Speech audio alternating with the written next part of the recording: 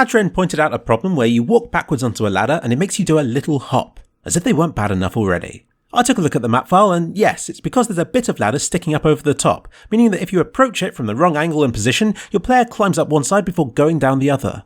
I fixed this by ending the ladder below the height of the carriage tops. I half expected players to fall straight off without grabbing on, but no, it works and has fixed the problem.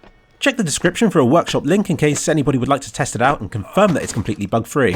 Once it is, I'll then work on making a wall hack version of this map, as I have already for other official maps. Thanks to Adren for pointing this out, and Vayaer for spotting the reason for the problem first. And Level for demonstrating stuff in this video.